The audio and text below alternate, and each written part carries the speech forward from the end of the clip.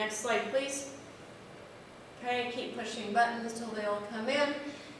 And when you have enough Americans pushing for independence, you have people like Thomas Jefferson writing the Declaration of Independence.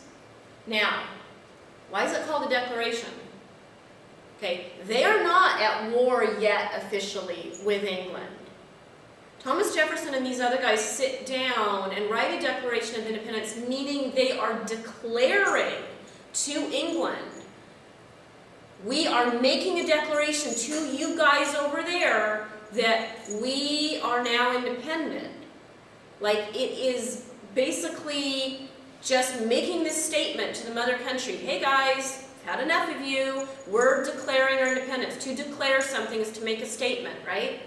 Okay, that's why it's called that, because they're saying that we intend to do this. England says, no, you are not going to do that.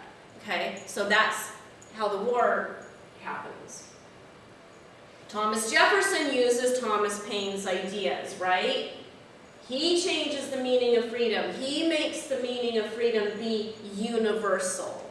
In these documents that he is writing, where he's talking so much about freedom, okay? He's saying the U.S. has this special mission to be a symbol of freedom that the rest of the world is going to look to. We're going to be a model for the rest of the world. This is central to how the Americans get their patriotic ideas, okay? We're going to talk about that more when we meet in class next week. Okay, next slide, please. Okay. How on earth do the Americans win against the mighty British? Remember, I said the British are fighting wars on 5 continents and winning them. They're a highly trained, highly professional army. The Americans don't have a professional army. They're not the United States yet. They don't have one government. They just have a bunch of colonies that are all governing themselves and these volunteer militias. The guys volunteering in the militias, like I mentioned earlier in this lecture, are shopkeepers and farmers, and they don't have proper uniforms and their weapons are old. How do they win this against the British? It's crazy. It's because of the French. Okay? I mean, do the Americans get how much we owe to the French? Okay? So, France wants to revenge its loss by England in the French and American War. Remember the French and American War, you guys? England kicked France out of North America. France isn't happy with that. It wants revenge. France is willing to help the Americans get rid of the British, because France thinks it's going to be good for France. France doesn't really end up getting that much out of it. Finally, a couple hundred years later, the Americans pay back the French by helping them in World War I and World War II.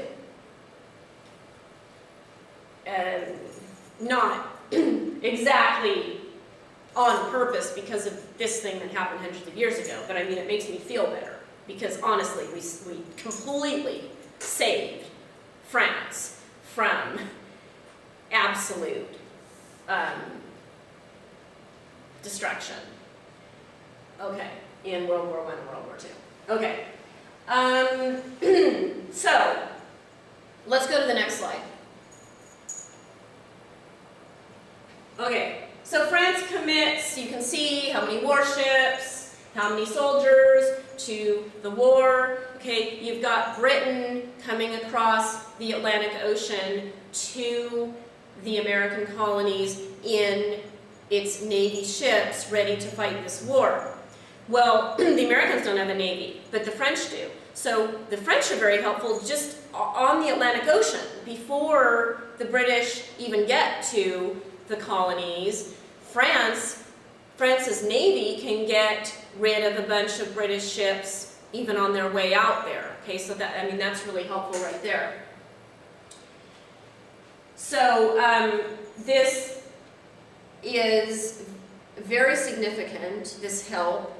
It's the main reason the Americans were able to win.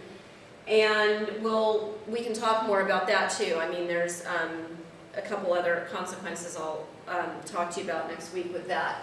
Okay, next slide. So, as you guys know, if there's ever a war, there's a treaty at the end, okay, where the sides are drawing up the terms of what's going to happen now. So the Americans do win, and you have what's called the Treaty of Paris, and England is forced to recognize the United States, okay, and borders are established. Okay, next, and this is in 1783. Next slide. Okay, so let's just look at these new borders. Okay, as you know, I'm really into you guys understanding the geography as part of understanding this early U.S. history. So you have pre-war, okay, pre-American War of Independence, post-American War of Independence. Okay, you can see the colors of what countries had what. Now, remember, after the French and Indian War, the British get the French out, and they've got, as you remember, I showed you when we did the French and Indian War PowerPoint, the British had this, and this had gone to Spain. I said this was claimed by Spain, but hadn't really been explored. Okay, so when the Americans get the British out, the Americans, this is now in pink, this area, this is what the Americans have. This is what do you need to turn the camera towards this at all, or is it getting in? This is what the early United States looks like, okay? It's just this small part, okay? We've got to talk about how they obtain the rest of this. So, you've got Spain all through here. The British are gone, except that they're claiming up here still in what becomes Canada. And so just understand that the early United States at the beginning is only this much, okay? It's to the east of the Mississippi River. Okay, next slide. Okay, so keep clicking until all the points are in. Thank you.